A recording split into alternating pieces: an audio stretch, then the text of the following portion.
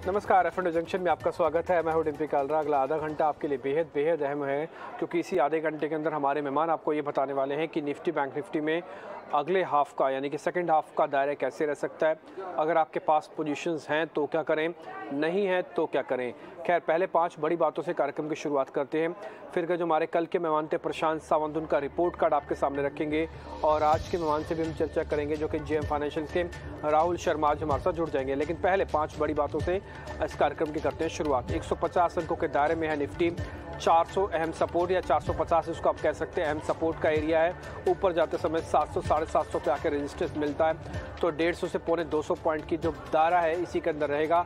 आज सुबह सुबह हमने प्रूव भी किया था आपको फैक्ट्स एंड फिगर से कि मार्केट कहीं भी कोई रेंज ब्रेक नहीं करेगा, और आप देख ही रहे हैं ना ही 400 टूटा ना ही 700 टूटा, मार्केट उसी के अंदर ट्रेड करता हुआ दिख रहा है। दूसरी बात, बैंक निफ्टी निचले स्तरों से 250 अंकों की रिकवरी दिखा रहा है। बैंक निफ्टी ने अच्छी खासी मूवमेंट एक दिखाई है और उम्मीद करते हैं कि आज बैंक निफ्टी ज़्यादा डैमेज नहीं करेगा। हालांकि कल शुरुआत क्रैक्स की पहले बैंक निफ्टी से ही हुई थी, लेकिन बैंक निफ्टी पे ध्यान रखना होगा आगे चल के। सीमेंट और एफएमसीजी शेयरों में दिखी तेजी है और श्री सीमेंट आज का टॉप गेनर बना है। सीमेंट को लेकर कल हमने अंबुजा सीमेंट आपको बताया था, एसीसी और श्री के बारे में भी जानकारी दी थी, और आज आप देख पा रहे हैं ताबड़तोड़ तेजी इनमें देखने को मिल रही है। एफएमसीजी 2-3 दिन लगाड़ होने के बाद आज चर्निंग में ये ऊपर निकल आया है, इसलिए आज ज़्यादातर हिस्से एफएमसीजी शेयरों का आप बढ़त के साथ देख रहे होंगे। रियल एस्टेट, ऑटो, आईटी, इनमें अभी भी प्रेशर है काफ़ी हद तक। ऑटो में तो जो ऑटो एंसेलरीज की चर्निंग हो रही थी वो थोड़ी रुकी है आज के दिन। रियल एस्टेट के अंदर प्रॉफिट बुकिंग हो रही है और आईटी टिपिकली वीक हैंड्स में है। अभी यहाँ पे कोई स्ट्रॉन्ग हैंड्स नहीं है, इसलिए आईटी के अंदर अभी भी कन्विक्शन उतना नहीं बन पाया जितना होना चाहिए। 5वीं बड़ी बात कि अभी हम 19.5 के आसपास ही विक्स के साथ ट्रेड कर रहे हैं। किसी तरह का कोई खास बड़ा मूवमेंट तो देखने को भी नहीं मिल रहा। 20-22 के लेवल पार होने पर कम से कम उसके बाद देखते हैं फिर क्या होगा। टेल जब तक 19.5 का रेंज रहता है तो इसके अंदर कोई खास बड़ा मूवमेंट की उम्मीद ना करें आप। आगे बढ़ते हैं, अब जरा रिपोर्ट कार्ड चेक कर लेते हैं। प्रशांत सावंत कल हमारे मेहमान थे, उनका रिपोर्ट कार्ड देखेंगे, फिर राहुल शर्मा से करते हैं बातचीत।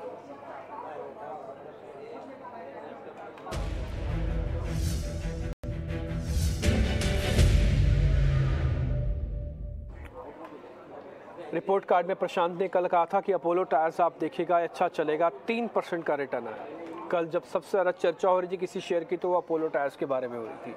दूसरा, बलरामपुर चीनी, उनसे हमने पता किया था कि चीनी स्टॉक्स में क्या करें, और इनफैक्ट हमको ध्यान है कि हमने दोनों ही पहले शेयर उनसे पता किए थे, बलरामपुर चीनी और अपोलो टायर्स, जहाँ पे अच्छी खरीदारी थी। दोनों उन्होंने हाँ बोले थे और एक में 3% का, दूसरे में 2% तक का रिटर्न आया। कोरोमंडल इंटरनेशनल भी उनकी लिस्ट में था और उनकी रिकमेंडेशन के तौर पर 2% का गेन आपको इस शेयर से भी मिला होगा। आगे चले तो हमने पावर स्टॉक्स के बारे में जब चर्चा की थी तो टाटा पावर के बारे में डिस्कस हुआ था कल, आपको ध्यान होगा 1.5% तक का रिटर्न वहाँ पे। अदानी एंटरप्राइज के अंदर हमने कल आपको छोटी छोटी कैंडल्स का एक कंसेप्ट बताया था कि जब इनडिसाइसिव कैंडल्स हो जाएं तो आप नीचे वॉल्यूम चेक कर लीजिएगा। कल भी प्रशांत का यही मानना था कि अदानी एंटरप्राइज चलेगा और कल डेज हाई के आसपास इसकी क्लोजिंग भी हमको बनती हुई दिखी, करीब 1% का रिटर्न वहाँ से आया होगा। कोरोमंडल इंटरनेशनल तो ऑलरेडी हम आपको बता ही चुके हैं, इसने भी आपको करीब 1 से 1.5% तक का रिटर्न दिया है। तो ये रिपोर्ट कार्ड था प्रशांत सावंत का, जिन्होंने कल हमारे साथ जुड़े और आज उनके जितने भी हमने सौदे अमूमन डिस्कस किए हैं, मेजॉरिटी सौदे हमने आपके सामने रख दिए हैं। अब आगे बढ़ते हैं और आज के मेहमान से जुड़ने का वक्त आ गया और राहुल शर्मा इस बीच जेएम फाइनेंशियल के वो हमारे साथ जुड़ चुके हैं। राहुल जी, बहुत बहुत शुक्रिया, थैंक यू वेरी मच आज फिर से समय देने के लिए। मैं कुछ एक इम्पॉर्टेंट वापस डाटा पे आ जाता हूँ पहले सर, निफ्टी और बैंक निफ्टी के एक बार हम वो पहले देख लेते हैं, फिर आप हमको ज़रा बताइएगा दोनों के लिए, जिनके पास पोजीशंस हैं एक्चुअली उनको क्या करना है और जिनके पास नहीं है उनको क्या करना है, क्योंकि अभी स्टेट ऑफ अ कन्फ्यूजन है। टिपिकली हम एक रेंज में फंस गए हैं, इसलिए रेंज ब्रेकआउट ब्रेकडाउन का थोड़ा कंसेप्ट समझाइएगा। चेंज इन ओपन इंटरेस्ट 5% का है सर, आप भी नोटिस करेंगे पिछले 3-4 दिन से जो ओपन इंटरेस्ट है निफ्टी का वो थोड़ा बढ़ गया है। वो इंट्राडे में करीब 4-5% के स्विंग को पहुंच जाता है, लेकिन लास्ट में जब थोड़ा रिवर्सल आता है तो फिर ये घटकर ओआई घट जाता है और वो करीब 1% के इर्द गिर्द आके रुक जाता है। फिलहाल जब भी मार्केट का मोमेंटम आप 11-12 बजे के आसपास देखते हैं, ये ओआई आपको 5% दिखता होगा। आते रिस्क इंडिकेटर पे 17,500 के लेवल को अभी भी हम ब्रेक नहीं कर रहे, वो मेंटेन्ड है। ट्रेंड हल्की हल्की बिकवाली का, जिसको माइल्ड सेलिंग या माइल्ड अनवाइंडिंग का कहते हैं, कुछ ज़्यादा डैमेज तो नहीं दिख रहा जब तक 400-500 की रेंज ब्रेक डाउन नहीं होती। हमारा रेजिस्टेंस अभी भी सर 700-800 वाली रेंज का है। अहम सपोर्ट 400-500 का, तो मीन निकलेगा 450-60 का, वो हमने सपोर्ट यहाँ पे निकाल के रख दिया सर आपके लिए। तो जरा बताइएगा सर निफ्टी पे इस समय क्या करें, और बैंक निफ्टी का भी बता पाएँ तो जरा बैंक निफ्टी के बारे में बता दीजिएगा। जी हाँ, देखिए रेंज बाउंड ट्रेड जारी है दोनों इंडाइसेस में। मेरे हिसाब से जो ब्रेकडाउन निफ्टी के अंदर आता है 17,500 का लेवल अगर टूटता है तो ब्रेकडाउन आना चाहिए, जिस केस में 17,350 तक के लिए जगह ओपन होती हुई दिखेगी। अब ऊपर में जो रेंज है ये है 17,700 777। अगर ये दो रेजिस्टेंस लेवल्स निकलते हैं तो आई थिंक शॉर्ट चैलेंज होंगे। हमने देखा एफआईज ने पिछले कुछ सेशन में काफी एग्रेसिव शॉर्ट किए इंडेक्स फ्यूचर्स में। इनफैक्ट 19% सिर्फ लॉन्ग है वो इंडेक्स फ्यूचर्स में, मैक्सिमम पोजीशंस जो है उनकी शॉर्ट की तरफ है। तो थोड़ा सा यहाँ पर मार्केट में एक थोड़ा असमंजस जरूर है। मेरे हिसाब से जब तक ये रेंज नहीं निकलती निफ्टी के अंदर कोई यहाँ पर ट्रेंड बनता हुआ नहीं दिखेगा, और हम हो सकता है कि इस रेंज में ही कंसोलिडेट करते रहे जब तक ये लेवल्स ब्रेकआउट नहीं होते। जहां तक बैंक निफ्टी का सवाल है, बैंक निफ्टी अब तक ज्यादा स्ट्रॉन्ग थी, लेकिन बैंक निफ्टी में एक छोटा करेक्शन जरूर ड्यू था। 40,000 का एक तरह से बड़ा रेजिस्टेंस था, कॉल राइटर का साइकोलॉजिकल रेजिस्टेंस। उसके बाद हमने आज एक तरह से सेलिंग प्रेशर देखा।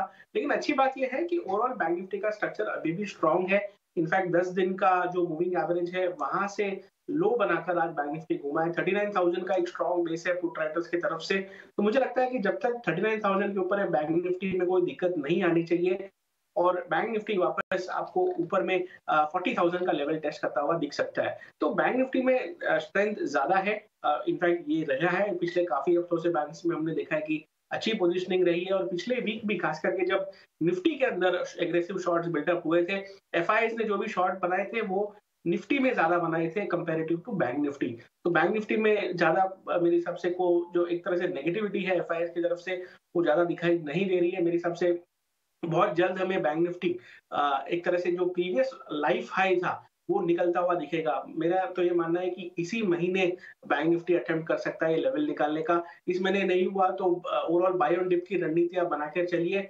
जो मीडियम टर्म के ट्रेडर्स है, इन्वेस्टर्स है, उनको 37,800 37,900 का जो जोन है बहुत ही क्रूशियल सपोर्ट है। ये स्टॉप लॉस लगाकर आप लॉन्ग पोजिशनल व्यू ले सकते हैं। 41,800 के आसपास का प्रीवियस ऑल टाइम हाई वो व्यू को निकालने का। अब जहां तक आज के व्यू की सवाल है, देखिए आज का सेशन में बैंक निफ्टी ने एक अच्छा रिबाउंड दिया है। हो सकता है कल की एक्सपायरी तक बैंक निफ्टी आपको तकरीबन अगर 39,500 का लेवल आज क्लोजिंग बेसिस में निकल जाता है तो 39,800 तक की एक्सपायरी आने के पूरे चांसेस है। ठीक है, तो मोटा मोटी हमने जो आपकी बड़ी रेंज है सर उसको नोटिस करवा दिया। ये करीब करीब 3,000 पॉइंट 4,000 पॉइंट की रेंज है, आप अपनी स्क्रीन पर देख पा रहे होंगे। 37,800 टिपिकली लगता नहीं कि ब्रेकडाउन हो जाएगा। अभी हम जहाँ पे ट्रेड कर रहे हैं वो है 39,500, और आपको स्टॉप लॉस मिल रहा है 37,800 का।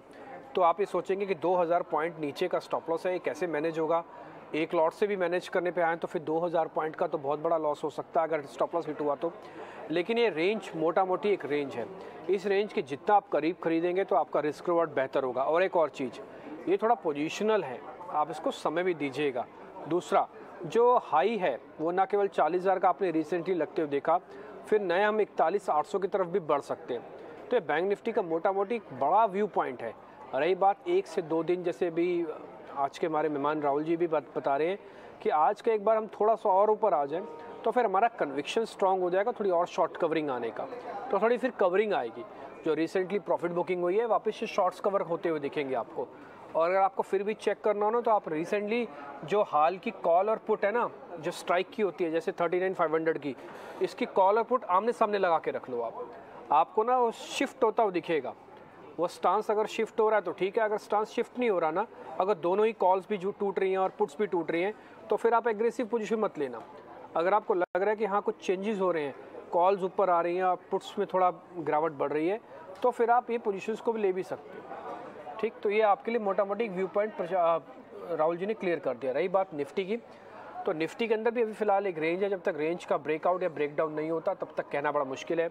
इस रेंज में आपको एक ही चीज़ में सिर्फ ध्यान रखना है, छोटे छोटे प्रॉफिट्स को बुक करते रहिएगा। 100 पॉइंट का प्रॉफिट कम नहीं होता। अगर 200 पॉइंट के स्विंग के अंदर आप 100 पॉइंट कमा रहे हैं तो 50% है। दूसरा, ऑप्शंस में ज़्यादा एक्सपेरिमेंट मत कीजिए।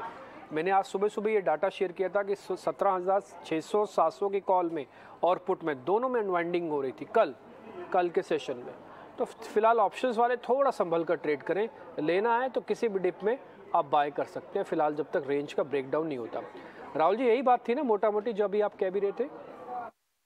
जी हाँ, बिल्कुल। देखिए, थोड़ा-सा इनफैक्ट यूएस में इन्फ्लेशन डेटा आने को है, यूएस मार्केट्स थोड़े से यहाँ पर वोलेटिलिटी के दौर से गुज़र रहे हैं, तो मे बी शॉर्ट टर्म में थोड़ी वोलेटिलिटी रहेगी, लेकिन जो पोजिशनल स्ट्रक्चरल सेटअप है निफ्टी बैंक निफ्टी का खास करके, वो काफ़ी रोबस्ट है। इनफैक्ट अगर वोलेटिलिटी आती है तो डिप में रणनीति यही रखिए कि आप बाय करें नीचे के लेवल्स पर, और मुझे लगता है कि पोजिशनली जो हिसाब से बैंक्स का खास करके हेवी वेट्स जैसे एसबीआई प्राइवेट बैंक्स में जैसे दिग्गज बैंक, कोटक बैंक का सेटअप है। मुझे लगता है कि सितंबर सीरीज में हमें एक अच्छा रिबाउंड आता हुआ दिखेगा और 40,000 का लेवल क्रॉस होता हुआ दिखेगा। तो पोजिशनल सेटअप के हिसाब से तेजी में बने रहिए।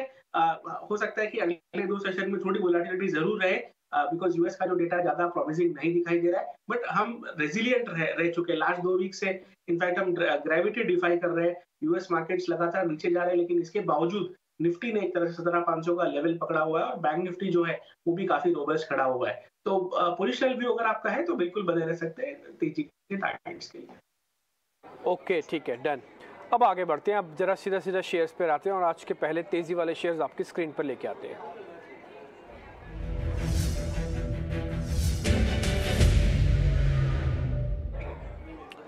राहुल जी, जब आप होते हैं तो हमारा थोड़ा ग्रीड भी बढ़ जाता है और हम कोशिश करते हैं आपसे ज़्यादा से ज़्यादा शेयर पता करें। तो आज हमारी जो तेज़ी वाली कैटेगरी है उसमें एक तो गोदरेज कंज्यूमर्स सीपी जिसको हम कहते हैं, गोदरेज सीपी, इसको आप देखिएगा, इसके अंदर आज 3.5% का एक्चुअली क्या हुआ ना, एफएमसीजी का जो इंडेक्स पिछले 2-3 दिन से टूट रहा था, थोड़ा रिवर्सल आया इसमें।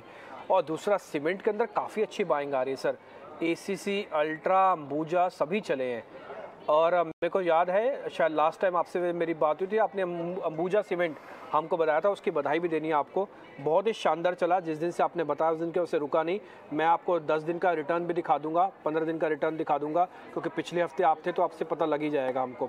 सर, इन दोनों शेयर्स के बारे में ज़रा राय दीजिएगा, एसीसी और गोदरेज सीपी। जी हाँ, देखिए, दोनों के दोनों स्टॉक्स में सेटअप काफी बढ़िया है। इनफैक्ट दोनों में मैं बाय की रिकमेंडेशन ही देना चाहूंगा। देखिए, सीमेंट में क्लियरली आज ब्रेकआउट देखने को मिला है। एसीसी में खास करके मल्टीपल टॉप्स निकले हैं, 2390, 2400 के मल्टीपल टॉप्स निकाले हैं एसीसी ने। मुझे लगता है एसीसी यहाँ पर तकरीबन आपको 2550 तक की तेजी यहाँ पर दिखा सकता है, तो आप एसीसी में बाय करके चलिए। स्टॉप लॉस आपको लगाना होगा, इसका जो कंसोलिडेशन पीरियड था वो था 2310 ऊपर, 2310 के आसपास इसका मल्टीपल रेजिस्टेंस एरिया था प्रीवियस कंसोलिडेशन में। तो 2310 के स्टॉप लॉस से बाय कीजिए एसीसी को। 2550 तक के टारगेट्स रहेंगे पोजिशनली। और जहां तक गोदरेज कंज्यूमर प्रोडक्ट्स का सवाल है, देखिए, गोदरेज सीपी ने भी आज ब्रेकआउट दिया है। इनफैक्ट काफी अच्छा ट्रैक्शन यहाँ पर देखने को मिल रहा है वॉल्यूम्स के अंदर। मुझे लगता है कि ये स्टॉक 1000 रुपए तक की तैयारी कर रहा है यहाँ पर, तो आप इसे भी बाय करके चल सकते हैं। यहाँ पर स्टॉप लॉस रहेगा 920 का, और मुझे लगता है कि यहाँ पर आपको 975,000 रुपीज तक के 2 टारगेट्स यहाँ पर आते हुए दिखेंगे। दोनों के दोनों ब्रेकआउट के कैंडिडेट से अच्छा ट्रैक्शन देखने को मिल रहा है और काफी समय के बाद इन्होंने ये लेवल्स निकाले हैं। तो मुझे लगता है मोमेंटम यहाँ पर बुल्स को पूरा फेवर करेगा। ओके, ठीक है, बुल्स को फेवर कर सकता है। तो यानी एसीसी और गोदरेज सीपी दोनों के लेवल्स आपकी स्क्रीन पर आप देख पा रहे हैं। गोदरेज सीपी का तो टारगेट बकायदा 1000 का और एसीसी का टारगेट भी आपकी स्क्रीन पर आ जाएगा, स्टॉप लॉस भी आ जाएगा। आप दोनों के दोनों बाय कॉल्स पे ठप्पा लगा दिया राहुल जी ने। अब मैं जरा आपको एसीसी का जरा चार्ट दिखा देता हूँ और ये क्यों चलेगा या ब्रेकआउट क्यों है, 2550 की तरफ क्यों हम बढ़ सकते हैं। अभी हम 2400 पे ट्रेड कर रहे हैं, एक बार पहले इसको देख लेते हैं, फिर गोदरेज सीपी के चार्ट भी आपके सामने रखेंगे। ये एसीसी का चार्ट अपनी आप समय स्क्रीन पर देखेंगे तो आप इसमें 2 हिस्सा देखेंगे। मैं पुराने वाले हिस्से पर तो जा ही नहीं रहा, ये जो हमने रिकॉर्ड किया हुआ है इस पुराने वाले हिस्से में जा रहा, सिर्फ नए वाले हिस्से पे अगर आप देखेंगे तो आप मल्टीपल सपोर्ट को रिस्पेक्ट देने के बाद आप मल्टीपल रेजिस्टेंस एरिया को क्रॉस कर रहे हैं, जिसको हम टिपिकली ब्रेकआउट कहते हैं। आप यहाँ पे देख पा रहे होगे इससे पहले वाले हिस्से में, यानी कि फर्स्ट, 2, 3, 4, 5, ये 5 बार का रेजिस्टेंस एरिया है, जिसको फाइनली हम अच्छे वॉल्यूम के साथ पार कर रहे हैं। वॉल्यूम कैसे चेक होगा, अगर इससे पहले आप देखेंगे तो वॉल्यूम पूरी तरह से स्लाइड था, लेकिन अब वॉल्यूम के अंदर आपको मूवमेंट अच्छी बनती हुई दिखी है।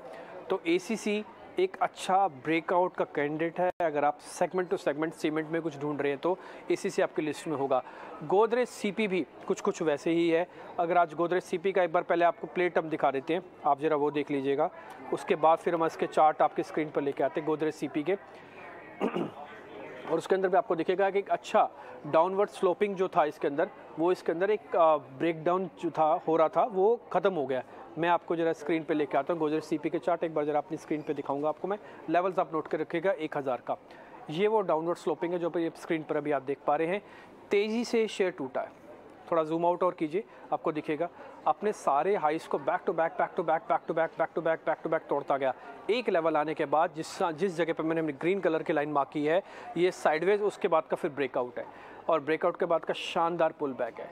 ये टिपिकली 30, 65, 100% और फिर बाद में इसके ऊपर भी हो जाता है, यानी कि जितना फॉल हुआ है हम उसको किश्तों में कवर करते हैं। तो ऑलमोस्ट 33% की रिकवरी हम इस फॉल का देख चुके हैं।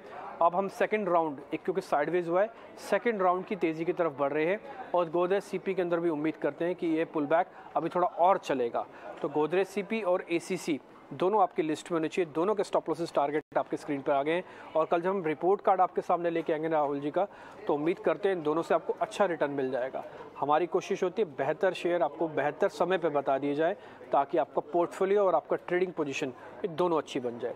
सर आगे बढ़ें, दो शॉर्ट कवरिंग के शेयर भी हैं, उसमें से एक ब्रेकआउट का शेयर भी है सर, डिक्सन टेक्नोलॉजीज़, और दूसरा है सर कोलगेट। इन दोनों को भी जरा देख लीजिएगा। कोलगेट इसलिए आ गया क्योंकि आज एफएमसीजी चल रहा है, इसलिए कोलगेट भी वापस आ गया।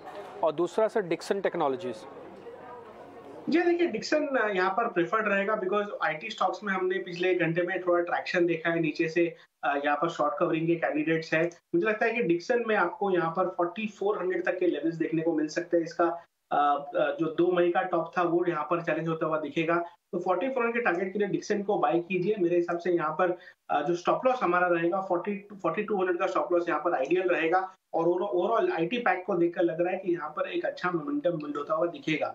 जहाँ तक कोलगेट पामोलिव का सवाल है, यहाँ पर भी इनफैक्ट जो डेटा जो है वो पॉजिटिव है, लेकिन चार्ट सेटअप इतना ज्यादा अट्रैक्टिव नहीं है, तो इसको मैं स्किप करना चाहूंगा। बट जहां तक डिक्सन का सवाल है, आई थिंक यहाँ पर रिस्क रिवॉर्ड अच्छा फेवरेबल है। रिस्क रोड अच्छा फेवरेबल है। इसके अंदर मैं एक चीज़ आपको ज़रूर नोटिस कराऊंगा, एक्चुअली मैं इसके डेली चार्ट लेके आ रहा हूँ आपके स्क्रीन पर, और आप देखेंगे इसके अंदर एक पैटर्न का एक अच्छा खासा बेस बना और उसके बाद ये मूवमेंट आपको दिखा रहा है। पहले आप लेवल नोट कर लीजिएगा 4400, और रिसेंटली इन्होंने गूगल के साथ और एंड्रॉयड टीवी के साथ एक करार भी किया। इसका बड़ा बेनिफिट इनके पास आ सकता है। हम कोशिश कर रहे हैं मैनेजमेंट से जल्दी से जल्दी बात करके इसके बारे में और क्लैरिटी लेने की। ये जो हमने नीचे लाइन ड्रॉ की हुई है ना, ये इसका एक स्ट्रॉन्ग बेस है जो कि अपवर्ड है, यानी कि आप जब एवरेजेस तोड़ते हैं तो उसमें ये हम चेक करते हैं कि ये गिरावट कितनी स्टीप हो रही है। क्या ये बैक टू बैक अपने हायर लोअर लोस को टेस्ट कर रही है और बार बार क्या तोड़ रही है, अपने प्रीवियस हाई को पार ही नहीं कर पा रही, जिसका जस्ट रिवर्सल है। एवरेजेस टूटने के बाद शेयर ने अपने लोस को ब्रेक नहीं किया, हर बार का लो उसके लो से थोड़ा ऊपर बन रहा है और ये बढ़ते हुए क्रम के अंदर है। चलते चलते इसने एवरेजेस पार कर ली, दोनों के दोनों। आप ब्लू कलर की और रेड कलर की लाइन देख पा रहे हैं, ये स्क्वीजिंग है। इससे पहले आप देख पा रहे होंगे कि बहुत बड़ा गैप था, धीरे धीरे गैप कम हुआ, ब्रेक डाउन हुआ, फिर से गैप कम होके ये ब्रेकआउट का कैंडिडेट हो गया। इसलिए हमने इसको जरा नोटिस करवाया और राहुल जी ने बाकायदा इस पर ठप्पा भी लगा दिया कि आप इसको अभी बाय कर सकते हैं। तो पहला बेस स्ट्रॉन्ग, दूसरा सेक्टर में बज़, तीसरी इंपॉर्टेंट बात कि एवरेज स्क्वीज होने के बाद ब्रेकआउट का कैंडिडेट हो गया। इसलिए आपको 4400 का टारगेट राहुल जी ने पे दिया और स्टॉप लॉस आप 4200 का लगा के रखेंगे। तो आपकी कैटेगरी में अब तक 3 शेयर हो चुके हैं, गोदरेज सीपी, एसीसी और इसके अलावा डिक्सन टेक। अब आते हैं जरा मंदी वाले शेयर्स पे। तो आज के शॉर्ट्स कैंडिडेट यानी कि आज के मंदी वाले शेयर्स देखते हैं।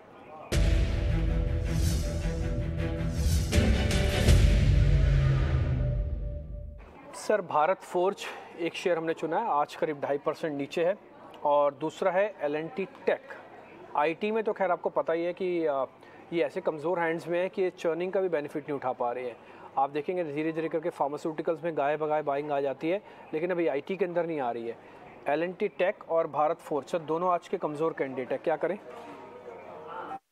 ये देखिए, भारत फोर्ज को अगर हम देखेंगे तो यहाँ पर एक लोअर टॉप बना है। मेरे हिसाब से इसमें एक राउंड आ सकता है नीचे में 725 तक मुझे यहाँ पर जगह दिखाई देती है शॉर्ट्स में। तो आई थिंक भारत फोर्ज में फोकस किया जा सकता है।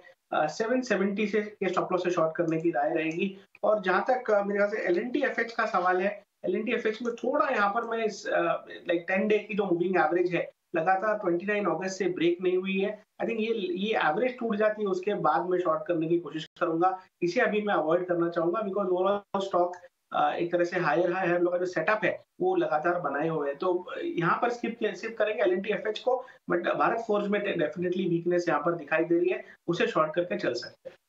ठीक है, भारत फोर्ज के अंदर डबल टॉप जैसी सिचुएशन बन रही है, इसलिए आप चाहें तो एक बार इसको शॉर्ट कर सकते हैं। लेवल आपकी स्क्रीन पे है 725 का टारगेट, 775 का स्टॉप लॉस है।